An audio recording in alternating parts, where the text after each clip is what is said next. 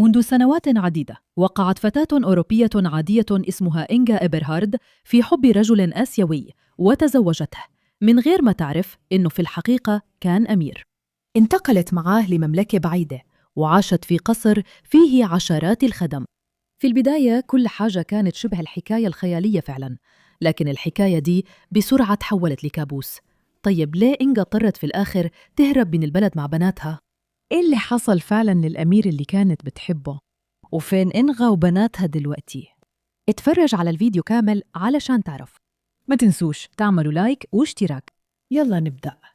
قصة إنجا إبرهارد مدهشة جداً لدرجة إنها تحولت بعد كده الفيلم، وفيلم قوي ومثير للجدل لدرجة إنه اتمنع فوراً في بورما وتايلاند، بس ولا حظر قدر يوقفه. النسخ المقرصنة انتشرت في المنطقة والناس اتفرجوا عليه في السر، والنهاردة إحنا هحكي القصة كاملة. إنجا اتولدت سنة 1932 في منطقة صغيرة في جنوب النمسا. بعد الحرب العالمية الثانية كانت الحياة صعبة، وفي الآخر قررت تكمل دراستها في الولايات المتحدة. سنة 1951 كسبت واحدة من أول منح فولبرايت النمساوية والتحقت بكلية للبنات في كولورادو. في ليلة من الليالي في حفلة للطلبة الدوليين، إنجا قابلت راجل لفت انتباهها على طول. اسمه كان ساوكيا سينغ، كان طالب هندسة تعدين من بورما اللي اسمها دلوقتي ميانمار. كان هادي متأمل وطيب جدا. كان في حاجة مميزة جدا فيه زي ما افتكرت بعدين، كان طيب جدا وسهل الكلام معاه، لكن كمان كان عنده هيبة معينة، حضور ملكي. الاثنين وقعوا في الحب بسرعة. في فبراير 1952 دعا ساو إنجا للعشاء في مطعم إيطالي، وخلال العشاء ده عرض عليها الزواج بخاتم فيه ياقوت وألماس.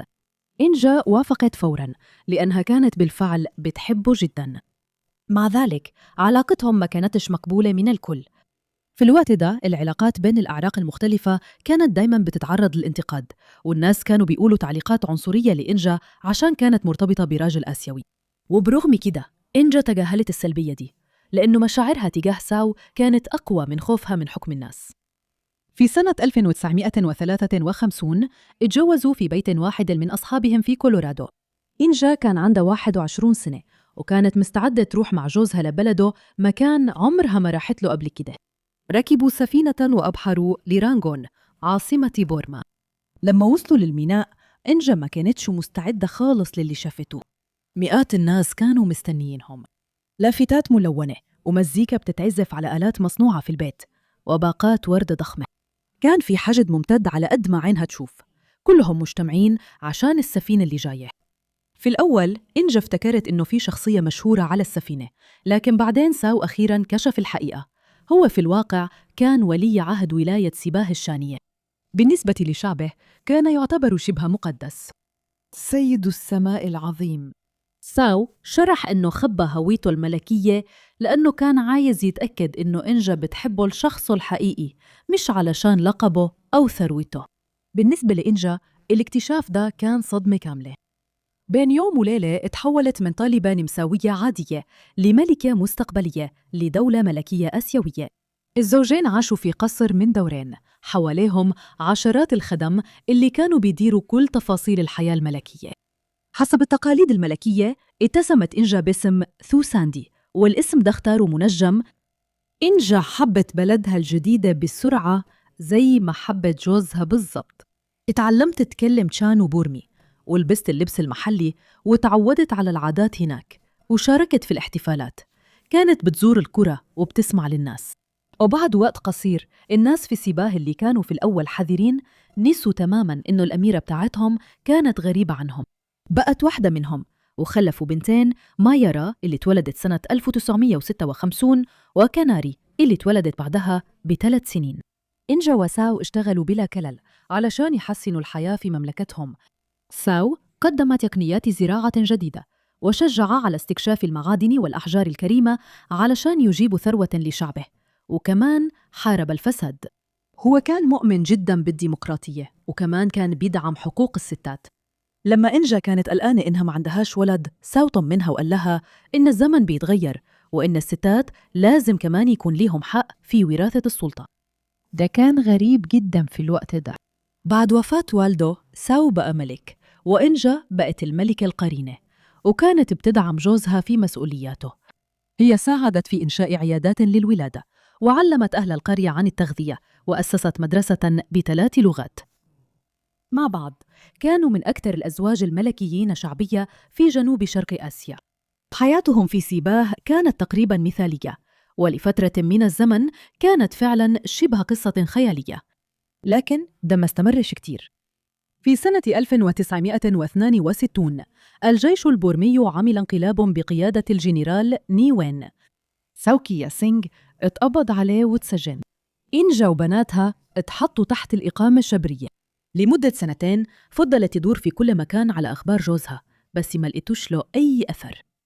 ولما بورما دخلت في حكم ديكتاتوري، إنجا فهمت إن هي وبناتها ما بقوش في أمان، وبمساعدة السفير النمساوي هي وبناتها الاثنين قدروا يهربوا من بورما هروباً جريئاً.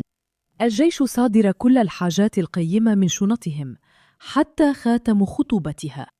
بعد ما عاشت كملكة تقريباً لمدة 10 سنين، خرجت من البلد وهي معاها تقريباً ولا حاجة. لفترة إنجا عاشت مع أهلها في النمسا، بس بعدين قررت تنتقل لأنه بناتها كانوا بيتعرضوا للسخرية من باقي الأطفال.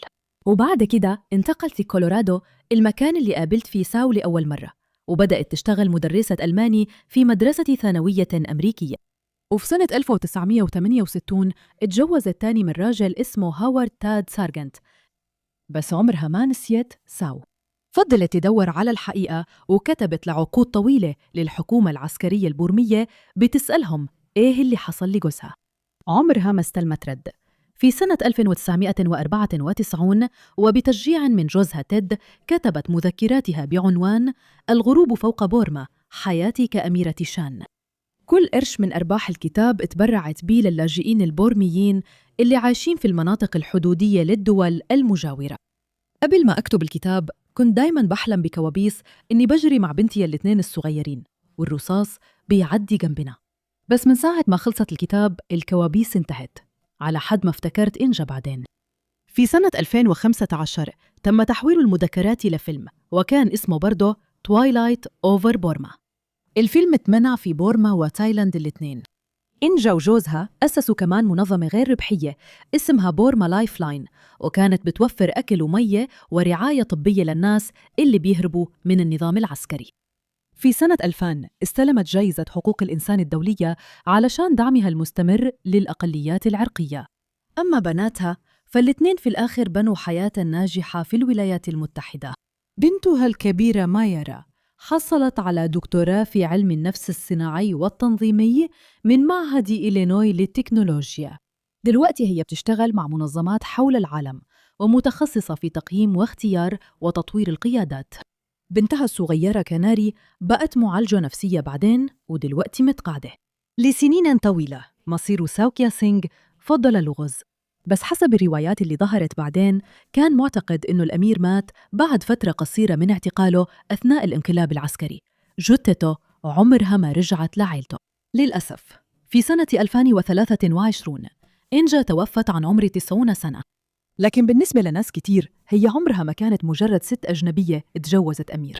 فضلت أميرة للشان المحبوبة اللي عمرها ما تخلت عن الناس اللي اعتبرتهم يوم من الأيام أهلها. حتى النهاردة كتير من كبار السن من شعب شان لسه بيفتكروا الزوجين الملكيين بمحبة كبيرة، وبيحتفظوا بصورهم كرمز العصر انضاع. انت شايفة إنه قصة إنجا وساو تستحق إنها تتعرف في العالم كله؟ شاركي رأيك في التعليقات، وكده نكون خلصنا. لو عجبك الفيديو وعايزة تشوفي فيديوهات زيه، اتأكدي إنك تعملي لايك تحت تقديراً. ولو لسه مشتركتيش أكيد هتحبي تشتركي. اشتركي في قناتي وفعلي جرس التنبيهات عشان يوصلك كل فيديو جديد بنزله كل أسبوع. أشوفك الفيديو الجاي.